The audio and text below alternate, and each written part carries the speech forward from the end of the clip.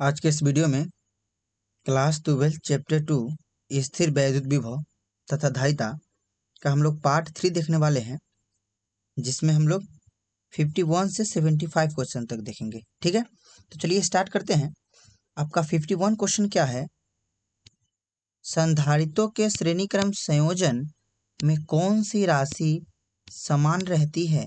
In series combination of capacitors which quantity remain same. देखिए, श्रेणी क्रम हम लोग कर रहे हैं किसका? संधारित्र का। ठीक है, सीरीज कॉम्बिनेशन कीजिएगा जब किसी कैपेसिटर का। कैसे करते हैं? तो एक दूसरे के, एक प्लेट के किसी पहले संधारित्र का दूसरे प्लेट को दूसरे संधारित्र के पहले प्लेट से जुड़ते हैं। तो ऐसा हम लोग करते हैं, तो इसको हम लोग बोलते हैं इस प्रकार के श्रेणी क्रम को। ये श्रेणी क्रम का रूप है। और इस प्रकार का जो है, देखिए इस प्रकार का जो संयोजन है आमने सामने, वो आपका समांतर संयोजन कहलाता है। ठीक है, ये आपका श्रेणी क्रम है। ठीक है, ये आपका क्या है? ये आपका समांतर क्रम है। ठीक है, समांतर क्रम है। अब यहाँ पे क्या है कि संधारित्रों के श्रेणी क्रम संयोजन में कौन सी राशि समान रहती है? तो जब आप संधारित्र का श्रेणी क्रम करते हैं तो आपका विद्युत धारा और आवेश का मान समान रहता है। ये दोनों का मान क्या रहता है? समान रहता है। ठीक है, और जबकि जो विद्युत का जो विभवांतर है, वो क्या होता है? वो अलग होता है। तो इसका जो आंसर हो जाएगा, क्या हो जाएगा? समान क्या रहता है? तो यहाँ से याद ही कर लीजिएगा, श्रेणी क्रम संयोजन में विद्युत धारा और आवेश का मान समान रहता है, जबकि विभवांतर का मान अलग अलग होता है। तो यहाँ पे बोला है कि क्या समान रहता है? तो समान जो आपका रहता है वो आपका आवेश हो जाएगा इसका आंसर। ठीक है, आवेश समान आता है या विद्युत धारा समान आता है।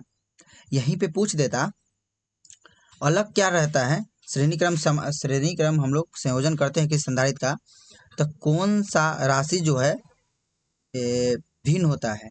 तो वही आपका यहाँ पे क्या हो जाता? विभवांतर हो जाता, विभवांतर। ठीक है, यही आपका क्या है? समांतर क्रम संयोजन। देख लीजिए, समांतर क्रम संयोजन में विभवांतर तो सेम रहता है, भी क्या रहता है? भी आपका समान रहता है। पोटेंशियल डिफरेंस क्या होता है? समान होता है, लेकिन जो धारा होती है या आवेश होती है वो आपका अलग अलग होता है। आई या क्यू, ये आपका क्या होती है? समान नहीं होती है, अलग अलग होती है। अलग अलग मीन्स भिन्न होती है। ठीक है, तो यहाँ से क्या बात पता चला? ये ऑब्जेक्टिव एग्जाम में आता ही है, यदि प्रतिरोध से आ जाए या संधारित्र से आ जाए। ठीक है, श्रेणी क्रम से। तो इसी में हम लोग प्रतिरोध वाला भी देख लिए हैं। देखिए, जब किसी संधारित्र का, ठीक है, श्रेणी क्रम संयोजन करते हैं तो धारा और आवेश का मान समान रहता है, विभवांतर का मान अलग अलग होता है। ठीक है, जब किसी संधारित्र का समांतर क्रम संयोजन करते हैं तो उसमें आपका भी मीन्स विभवांतर का मान समान रहता है, जबकि विद्युत धारा और आवेश का मान अलग अलग होता है। इस बात को एकदम ध्यान में रख लेना है। ठीक है, चलिए अगला क्वेश्चन चलते हैं। क्वेश्चन नंबर 52 है, ऊर्जा घनत्व का एसआई मात्रक है, SI unit of energy density is. देखिए, ऊर्जा घनत्व का जो फॉर्मूला होता है वो आपको ध्यान में होना चाहिए। तो एक तो हमको सिंपल फॉर्मूला पढ़ते हैं ऊर्जा घनत्व का। ठीक है, ऊर्जा घनत्व का जो फॉर्मूला हम लोग देखते हैं वो देख लेते हैं। क्या देखते हैं? तो ऊर्जा अपॉन में आयतन। ठीक है, ऊर्जा अपॉन में आयतन, एक तो इस सिंपल सा फॉर्मूला हो जाता है। ठीक है, यहीं से हम लोग मात्रक देख लेते हैं। ऊर्जा का हो जाएगा जूल, अपॉन में आयतन का हो जाएगा मीटर क्यूब। तो जूल प्रति मीटर क्यूब, इसका आंसर ऑप्शन ए हो जाएगा। ठीक है, एक ऊर्जा घनत्व का और भी फॉर्मूला देखे थे, कि संधारित्र में जो ऊर्जा घनत्व होता है वो क्या होता था, क्या हम लोग देखते थे, U equal to 1/2 epsilon naught e square करके, ये आपका ऊर्जा घनत्व का फॉर्मूला होता है। ठीक है, चुंबक के रूप में जो ऊर्जा घनत्व होता है वो क्या होता है, तो आपका ई लिखते हैं B² अपॉन में 2 म्यू नॉट, ये आपका चुंबक के रूप में होती है। जब चुंबक हम लोग पढ़ेंगे चुंबकीय क्षेत्र के, तो चुंबक का जो ऊर्जा घनत्व का जो फॉर्मूला होता है। ठीक है, अगला क्वेश्चन देखते हैं। क्वेश्चन नंबर 53 है, एक इलेक्ट्रॉन वोल्ट का मान जूल में क्या होता है, एक इलेक्ट्रॉन वोल्ट इन जूल। तो एक इलेक्ट्रॉन वोल्ट इन जूल में क्या होता है, तो जब हम एक इलेक्ट्रॉन वोल्ट को हम लोग डिफाइन करते हैं, एक इलेक्ट्रॉन वोल्ट को, तो कितना होता है 1.6 गुने 10 के पावर -19 जूल हो जाता है। ठीक है, और इलेक्ट्रॉन वोल्ट को हम लोग किसको किसको मेजर करते हैं, तो ये एनर्जी को मेजर करते हैं, मीन्स ऊर्जा को हम लोग इलेक्ट्रॉन वोल्ट के रूप में लिखते हैं। ठीक है, तो इसका आंसर क्या होगा 1.6 गुने 10 के power -19 coulomb, option A number. चलिए अगला क्वेश्चन देखिए, 54 नंबर क्वेश्चन है, एक विलगित चालक के लिए निम्नलिखित में से कौन सा अनुपात अचर होता है। ठीक है, for a isolated conductor which of the flowing ratio remains constant. ठीक है, तो देखिए जो ये आइसोलेटेड जो सिस्टम होता है, आइसोलेटेड जो कंडक्टर होता है, उसका जो चार्ज होता है वो डायरेक्टली प्रोपोर्शन होता है किसका, वो आपका पोटेंशियल का, मतलब जो जो आपका Q होता है वो डायरेक्टली प्रोपोर्शनल होता है किसके, V का। तो यहीं से ये प्रोपोर्शनल का साइन हटाइएगा, मतलब समानुपाती का साइन हटाइएगा, तो कांस्टेंट क्या आता है, C आ जाता है। यहाँ पे इसको V लिख सकते हैं, इसी को हम लोग एक ऐसे भी लिख सकते हैं Q अपॉन में V, और जो C है यही तो आपका क्या है, एक कांस्टेंट है। कांस्टेंट मीन्स क्या है, अचर है आपका। तो क्या है यहाँ पे अनुपात क्या होता है, तो कांस्टेंट या अचर का Q अपॉन में V, Q अपॉन में मीन्स कुल आवेश अपॉन में V हो, इसका आंसर ऑप्शन ए हो जाएगा। ठीक है, हम क्या बोले, the charge on isolated conductor is directly proportional to the its potential, मतलब किसी आइसोलेटेड मतलब विलगित चालक का जो आवेश होता है वो किसके समानुपाती होता है, तो विभवांतर के, मतलब विभव के समानुपाती होता है।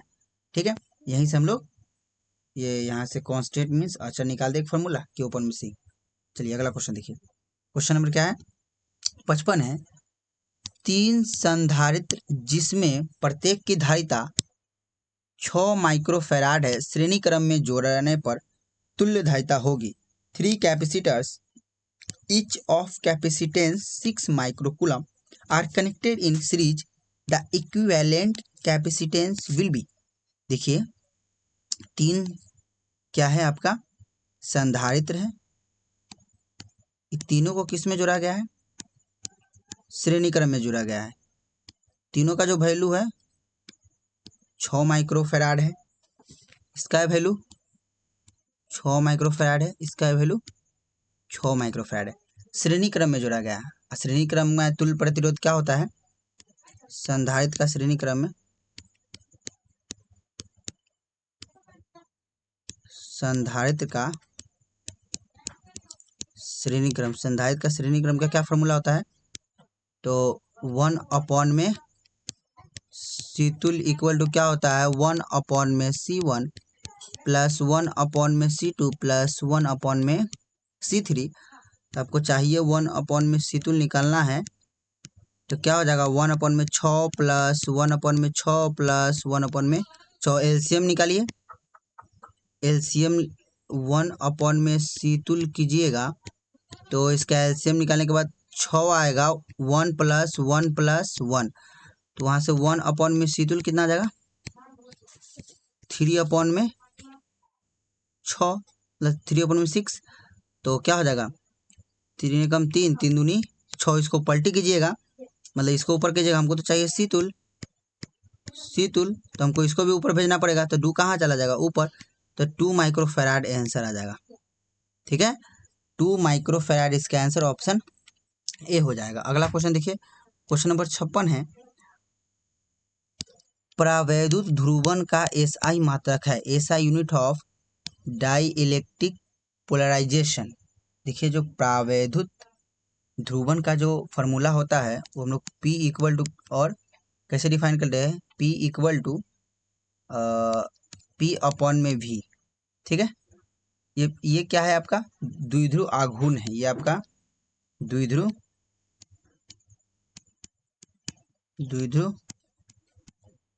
आघूर्ण। ठीक है, ये आपका क्या है, आयतन है। क्या है आपका, आयतन। तो यहीं से हम लोग डिफाइन करेंगे कैसे, द्विध्रुव आघूर्ण का मात्रक क्या होता है, कूलम मीटर, अपॉन में आयतन का मात्रक क्या होता है, मीटर क्यूब।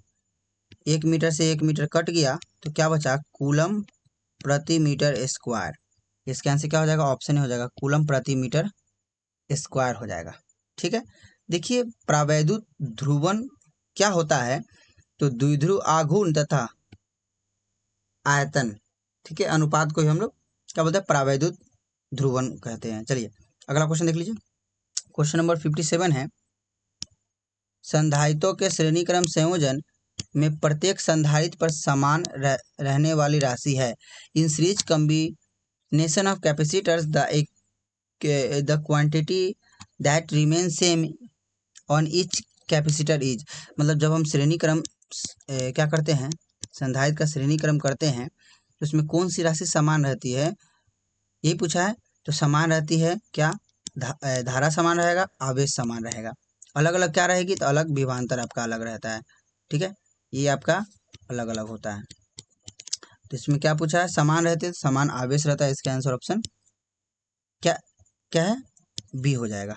अगला क्वेश्चन, क्वेश्चन नंबर 58 है, समांतर पट्टिकी संधारित्र की पट्टिकाओं के बीच परावैद्युत पदार्थ रखने पर धारिता का मान क्या होगा।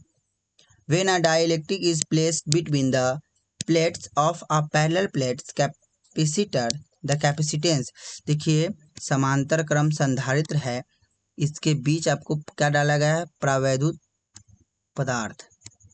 ठीक है, जिसका वैल्यू हम लोग के मान लेते हैं। ठीक है, तो सिंपल सा संधारित्र की धारिता का जो फॉर्मूला होता है एप्सिलॉन नॉट ए अपॉन में डी होती है। जब प्रावैद्युत पदार्थ डाल देते हैं तो सी इक्वल टू के एप्सिलॉन नॉट ए अपॉन में डी हो जाती है, मतलब गुना हो जाती है। ठीक है, तो गुना कीजिएगा तो बढ़ेगी, इसका आंसर ऑप्शन ए हो जाएगा।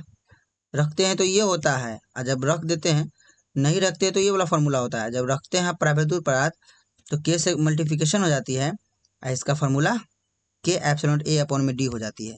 इसका आंसर ऑप्शन ए रहेगा। अगला क्वेश्चन 59 क्वेश्चन है, समांतर पट्टिका संधारित्र की धारिता का सूत्र होता है, the formula for capacitance of a parallel plate capacitor is. देखिए समांतर क्रम संधारित्र है, इसकी धारिता आपको बताना है। जब फॉर्मूला होता है सी इक्वल टू क्या होता है, एप्सिलॉन नॉट ए अपॉन में डी हो जाता है। ठीक है, जब संधारित्र समांतर प्लेट संधारित्र है, इसके बीच में प्रावैद्युत पदार्थ के डालते हैं तो इसका जो संधारित्र की धारिता हो जाती है एप्सिलॉन नॉट ए अपॉन में डी, लेकिन यहाँ पे के से मल्टीप्लिकेशन करा देते हैं तो क्या हो जाएगा, सी इक्वल टू के एप्सिलॉन ए अपॉन में डी। संधारित्र की धारिता का फॉर्मूला का सिंपल फॉर्मूला है सी इक्वल टू क्यू अपॉन में भी। ठीक है, यदि गोलीय संधारित्र की धारिता पूछे, गोलीय संधारित्र की धारिता तो 4 पाई एप्सिलॉन नॉट आर होती है। ठीक है, ये सब आपको ध्यान में रखना है। तो इसका आंसर क्या हो जाएगा, समांतर पट्टिका संधारित्र की धारिता एप्सिलॉन नॉट ए अपॉन में डी, इसका आंसर ऑप्शन ए हो जाएगा। अगला क्वेश्चन देखिए, क्वेश्चन नंबर 60 है, संधारित्र में संचित ऊर्जा का व्यंजक है। संधारित्र में संचित ऊर्जा का व्यंजक है, the expression for energy stored in a capacitor is. ठीक है, मतलब किसी कैपेसिटर में जो संचित ऊर्जा होती है, स्टोर एनर्जी होती है, उसका फॉर्मूला क्या होती है, तो इसका फॉर्मूला हो जाती है 1/2 CV स्क्वायर। ठीक है, 1/2 CV स्क्वायर, इसका आंसर ऑप्शन ए हो जाएगा। चलिए 61 नंबर क्वेश्चन देखिए। वांडी ग्राफ जनित्र एक ऐसी युक्ति है जिससे उत्पन्न होती है। Van de Graaff generator is a device which produce, क्या प्रोड्यूस करता है? तो आपका केवल उच्च वोल्टता प्रोड्यूस करता है। इसका आंसर ऑप्शन बी हो जाएगा, ओनली हाई वोल्टेज। ठीक है, चलिए अगला क्वेश्चन देखिए। क्वेश्चन नंबर 62 है, यदि दो संधारित्र C1 तथा C2 समांतर क्रम में हो तो तुल्य धारिता होगी।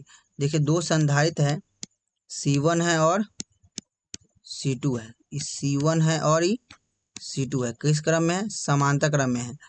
तो C2 समांतर क्रम में C2 का फॉर्मूला होता है direct C1 plus C2, direct जोड़ देना है। तो इसका आंसर क्या हो जाएगा? C1 plus C2, option A हो जाएगा। अगला क्वेश्चन देखिए, क्वेश्चन नंबर 63 है, संधारित्रों के समांतर संयोजन में जो राशि प्रत्येक संधारित्र के लिए समान रहती है वह है। क्या पूछा है? समांतर क्रम संयोजन। समांतर क्रम संयोजन में क्या समान रहती है? तो समांतर क्रम संयोजन में आपका विभवांतर समान रहती है। क्या समान रहती है? आपका विभवांतर समान रहती है। इसका आंसर ऑप्शन बी हो जाएगा। ठीक है, अलग क्या होती है? तो आप जानते ही आई और क्यू अलग हो जाती है। चलिए अगला क्वेश्चन, क्वेश्चन नंबर 64 है, आवेशित संधारित्र पर दोनों प्लेटों के आवेशों का योग होता है। देखिए ये आपका आवेशित संधारित्र है, समांतर प्लेट संधारित्र, जिसपे एक पे प्लस आवेश और एक पे माइनस आवेश। तो ले दे के जो टोटल चार्ज होगा वो प्लस क्यू और माइनस क्यू, कितना आ जाएगा? 0 हो जाएगा। तो किसी आवेशित संधारित्र पर दोनों प्लेटों के बीच का, दोनों प्लेटों के आवेशों का योग कितना होता है? तो 0 होता है। इसका आंसर ऑप्शन ए हो जाएगा। ठीक है, अगला क्वेश्चन चलिए 45 नंबर क्वेश्चन है, मतलब 65 नंबर क्वेश्चन है, वायु में स्थित किसी गोलीय चालक की धारिता समानुपाती होती है। देखिए किसी गोलीय चालक की जो धारिता होती है, ठीक है, वो क्या होती है? तो C = 4 pi epsilon not R। ये वैल्यू कांस्टेंट हो जाएगा, तो जो C होगा वो समानुपाती हो जाएगा किसका? R का। तो गोलीय संधारित्र की जो धारिता होती है वो त्रिज्या के समानुपाती होती है। इसका आंसर ऑप्शन बी हो जाएगा। अगला क्वेश्चन 66 नंबर क्वेश्चन है, ऊर्जा घनत्व U का सही सूत्र समांतर पट्टिका संधारित्र के लिए होता है। The correct formula of energy density for a parallel plate capacitor is. देखिए ये आपका पैरेलल प्लेट है, ठीक है, समांतर पट्टिका संधारित्र है। इसका जो संधारित्र की धारिता का जो फॉर्मूला होता है वो क्या हो जाता है? क्या होता है? एप्सिलॉन नॉट A अपॉन में D, इसकी धारिता हो जाती है। ठीक है, और इसमें संचित ऊर्जा का फॉर्मूला हो जाती है, क्या हो जाती है? 1/2 CV² हो जाती है। लेकिन यहाँ पूछा है कि ऊर्जा घनत्व, तो इसकी जो ऊर्जा घनत्व हो जाती है 1/2 एप्सिलॉन नॉट E² हो जाती है। 1/2 एप्सिलॉन नॉट E²। इसका आंसर ऑप्शन ए हो जाएगा। अगला क्वेश्चन देखिए, क्वेश्चन नंबर 67 है, एक संधारित्र जिसका वैल्यू कितना है? 5 माइक्रोफैराड को 10 वोल्ट तक आवेशित करने पर ऊर्जा होगी। Energy stored in a capacitor charge to 10 volt is. मतलब कैपेसिटर का वैल्यू दिया हुआ है, ठीक है, मतलब सी का जो वैल्यू दे दिया हुआ है कितना? 5 माइक्रोफैराड। इसको बदल लीजिए सिर्फ फैराड में, तो 5 × 10⁻⁻6 फैराड हो जाएगा आपका। भी कितना हो जाएगा? तो भी आपका 10 वोल्ट हो जाएगा। ठीक है, आपका क्या बताना है? तो ऊर्जा कितना स्टोर होगी? तो ऊर्जा का, संचित ऊर्जा का जो फॉर्मूला होता है 1/2 CV²। तो यहाँ से 1/2 लिखेंगे, सी के जगह पे कितना? तो 5 × 10⁻⁻6 और भी के जगह पे 10 का स्क्वायर। तो क्या हो जाएगा? 1/2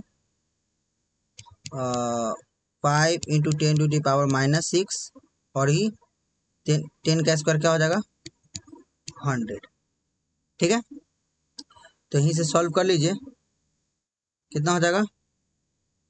2 से 50 दूनी 100, तो 50 25 कितना हो जाएगा 250 इंटू 10⁻⁻6। ये आपका संचित ऊर्जा है, ऑप्शन में नहीं है। इसको सही से सॉल्व कर लेते हैं। तो क्या करते हैं, इस पॉइंट को हम लोग इधर शिफ्ट करते हैं, तो हो जाएगा U इक्वल टू 2.5 इंटू 10⁻⁻4। ठीक है, 10⁻⁻4 जूल, ये आपका आंसर हो जाएगा। पॉइंट को इधर शिफ्ट किए हैं, 2 अंक के बाद इधर लाए हैं यहाँ पे। ठीक है, क्वेश्चन नंबर 68 है, 1D ग्राफ जनित्र का कार्य सिद्धांत आधारित है। Working principle of 1D Graaff जनित्र इज बेस्ड ऑन। तो यह केवल तीक्ष्ण सिरों की क्रिया से, action of sharp point only, केवल विद्युत प्रेरण पे, इलेक्ट्रोस्टैटिक इंडक्शन ओनली। तो ये दोनों पर होती है, तो इसका आंसर ऑप्शन सी हो जाएगा। ठीक है, चलिए अगला क्वेश्चन देखिए। 69 है, 3 समान संधारित्र श्रेणी क्रम में जोड़े जाए तो तुल्य धारिता होगी। If 3 equal capacitors are connected in series, equivalent capacitance is. देखिए 3 संधारित्र किस में जोड़ा गया है, आपका श्रेणी क्रम में जोड़ा गया है। किस में जोड़ा गया है, इसका वैल्यू C1 है, C2 है, C3 है, लेकिन सब की संधारित्र की धारिता क्या है, C सब की है। ठीक है, सब का टोटल C1 C2 C3 सब क्या है, आपका C है। तो ये पूछा है कि तुल्य धारिता क्या होगी। तो श्रेणी क्रम में तो जानबे करते हैं फॉर्मूला 1/में C तुल्य होता है। तो क्या हो जाएगा 1/में C1 plus 1/में C2 plus 1/में C3। तो 1/में C तुल्य का क्या हो जाएगा, 1/में C1 की जगह पे C, C2 की जगह पे भी C और C3 की जगह पे भी C। सॉल्व कीजिए इसको, तो 1/में C तुल्य जो आ जाएगा क्या आ जाएगा, एलसीएम लीजिए, C 1 प्लस 1 प्लस 1, तो 1/में C तुल्य क्या आ जाएगा आपका 3/में C। लेकिन हमको तो 1/में C तुल्य चाहिए नहीं, हमको C तुल्य चाहिए। तो C तुल्य जो आपका आ जाएगा वो आ जाएगा आपका C/3, C/3। इसका आंसर ऑप्शन बी हो जाएगा। अगला क्वेश्चन चलिए, क्वेश्चन नंबर 70 क्या है, समांतर पट्टिका संधारित्र की धारिता क्षेत्रफल के साथ बदलती है। Capacitance of parallel plate capacitor varies with area as. कैसे बदलती है, देखिए फॉर्मूला होता है C equal to epsilon naught A/d। दूरी को कांस्टेंट कर दिया जाए, मतलब फिक्स कर दिया जाए, और एप्सिलॉन को फिक्स कर दिया जाए, तो C जो होगा वो क्षेत्रफल के समानुपाती हो जाएगा। ठीक है, तो इसका आंसर ऑप्शन ए हो जाएगा। ठीक है, अगला क्वेश्चन देखिए, क्वेश्चन नंबर 71 है, यदि हवा की जगह केरोसिन तेल डाल दिया जाए तो धारिता, if air replaced by kerosene between plates capacitance क्या होगा। तो बात वही है, कैपेसिटेंस क्या हो जाएगा, बढ़ जाएगा। इसका आंसर ऑप्शन ए हो जाएगा। कैसे बढ़ेगा, देखिए ये यहाँ पे एयर होता है, तो एयर के लिए जो फॉर्मूला होता है, मतलब उसको एक मान के चलते हैं एयर के लिए, जो के का मान। ठीक है, C इक्वल टू के एप्सिलॉन नॉट A/d। तो एयर के लिए के का मान 1 होता है, मान के चल लेते हैं लगभग लगभग। तो केरोसिन का 1 से अधिक होता है। ठीक है, तो इसका जो आंसर हो जाएगा 1 से अधिक, यहाँ पे मल्टीप्लिकेशन होगा तो बढ़ेगा ही, तो ऑप्शन ए सही है। चलिए अगला क्वेश्चन, क्वेश्चन नंबर देख लीजिए 72 क्या है, आपको दिया हुआ है, ये फिगर है, इसको सॉल्व करना है। ए और बी के बीच धारिता होगी। The total capacitance between A and B is given, figure will be. क्या हो जाएगा, तो देखिए सबसे पहले आपको इसको सॉल्व करना पड़ेगा। ठीक है, इसको सॉल्व कीजिएगा तो 1 आएगा, 1 बनेगा, और इसको उसके साथ हमको सॉल्व कर देना पड़ेगा, ए और बी। तो सबसे पहले ऊपर वाला का सॉल्व कीजिए, क्या हो जाएगा, तो 6 माइक्रोफेराडी है, 6 माइक्रोफेराडी है। तो सॉल्व करिएगा श्रेणी क्रम में, श्रेणी क्रम में फॉर्मूला आता है 1/में C तुल्य। तो 1/में C तुल्य करिएगा तो 1/में 6 प्लस 1/में 6, तो 1/में C तुल्य क्या आ जाएगा, 6 एलसीएम लीजिए, 1 प्लस 1, तो 1/में C तुल्य जो आ जाएगा क्या आ जाएगा 2/6, 2 एकम 2, 2 तिहाई 6। जैसे उलट पलट कीजिएगा तो शीतुल क्या आ जाएगा, हमको तो 1 में शीतुल तो चाहिए नहीं, हमको शीतुल चाहिए, तो शीतुल जो आएगा वो 3 माइक्रो फैराड आ जाएगी। क्या आ जाएगी 3 माइक्रो फैराड आ जाएगी। ठीक है, 3 माइक्रो फैराड, तो हो जाएगा 3 माइक्रो फैराड, और ये आपका नीचे क्या है 6 माइक्रो फैराड। तो ये दोनों क्या आ जाएगा समांतर क्रम में आपको जोड़िएगा शीतुल, तो क्या आ जाएगा C1 प्लस C2, 3 प्लस 6, क्या हो जाएगा 6 3 9 माइक्रो फैराड आपका आंसर हो जाएगा। तो इसका आंसर ऑप्शन सी हो जाएगा। चलिए अगला क्वेश्चन देखिए, क्वेश्चन नंबर 73 है, एम द्रव्यमान तथा ई आवेश का एक इलेक्ट्रॉन विरामावस्था से v विभवांतर पर त्वरित होता है तो इलेक्ट्रॉन का अंतिम वेग होगा। An electron of mass m and charge E is accelerated from rest through a potential difference v, the final velocity of the electron will be। देखिए आपको बताना है कि जो इलेक्ट्रॉन का जो अंतिम वेग है वो क्या होगा। ठीक है, देखिए इसको सॉल्व भी हम लोग कर सकते हैं इस फार्मूला से। क्या होता है v का फार्मूला W/Q, यहाँ से W वर्क क्या होगा v इंटू क्या हो जाएगा Q, तो v का v रहेगा, Q के जगह पे यहाँ पे तो इलेक्ट्रॉन है, मतलब चार्ज क्या है इलेक्ट्रॉन है, तो वर्क कितना हो गया W को हम लोग लिख सकते हैं E इंटू वी लिख सकते हैं। अब देखिए कार्य प्रमेय थ्योरम पढ़े थे, तो क्या होता है यही जो हो जाएगा वो एनर्जी के रूप में हो जाएगा संचित EV। ठीक है, तो यहीं से K को लिख सकते हैं 1/2 mv स्क्वायर लिख सकते हैं इंटू E इंटू वी हो जाएगा। तो यहीं से आप v को निकालिएगा ना, तो √2EV में क्या आ जाएगा m आ जाएगा।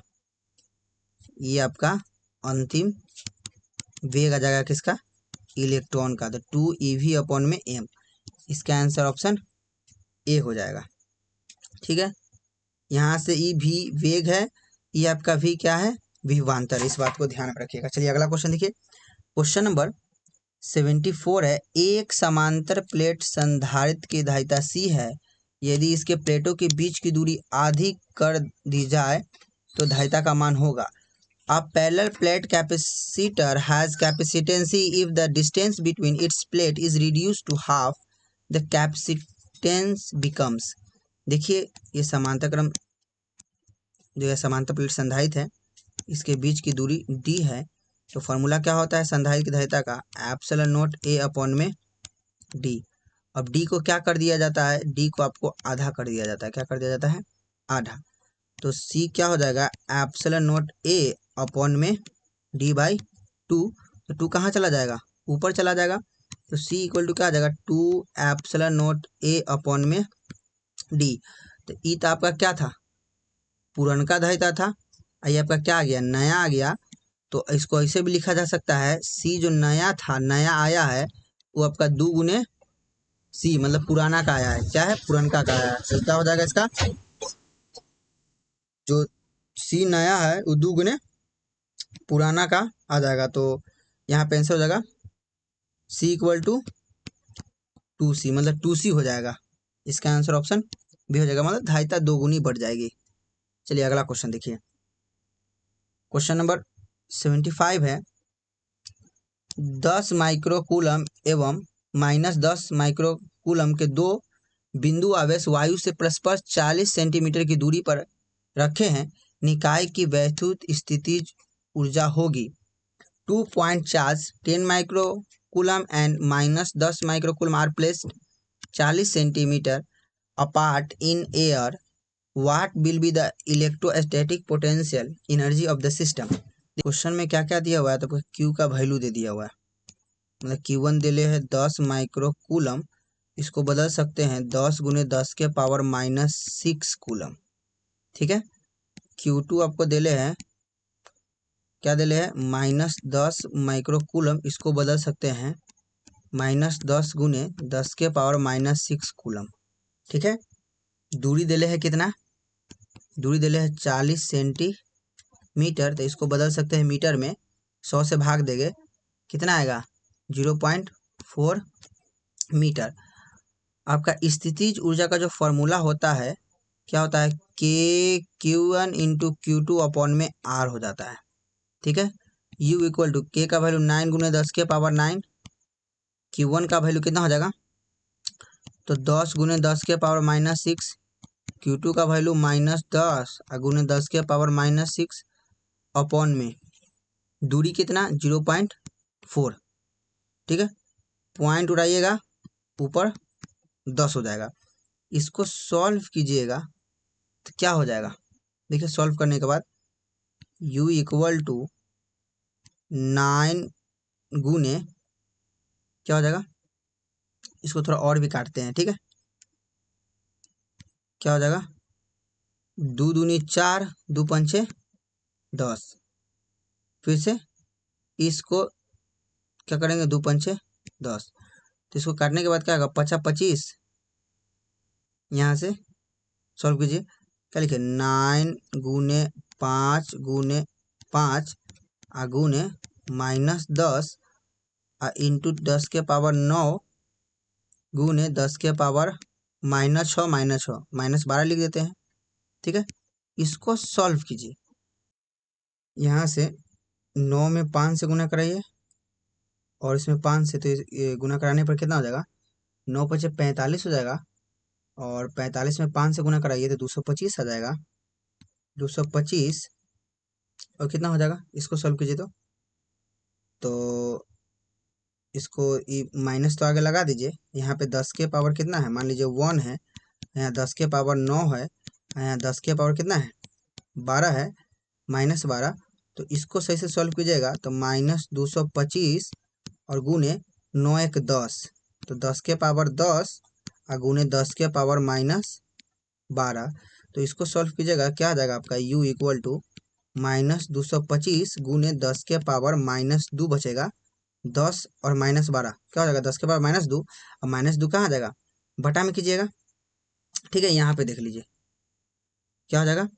यहाँ पे बचा है U इक्वल टू -225 बटा में, क्या हो जाएगा? नीचे भेजिएगा तो 10 का स्क्वायर मतलब 100 से भाग दीजिएगा तो U इक्वल टू क्या आ जाएगा? 2.25 जूल आ जाएगा आपका। ठीक है, यही आंसर हो जाएगा। तो -2.25 जूल, इसका आंसर ऑप्शन सी हो जाएगा। ठीक है, तो चलिए आज के इस वीडियो में हम लोग इतना ही तक रहने देते हैं। वीडियो देखने के लिए धन्यवाद। यदि इसके पिछले पार्ट को आप नहीं देखे हैं तो इसी वीडियो के डिस्क्रिप्शन में उस वीडियो का लिंक मिल जाएगा, आप उसको देख सकते हैं।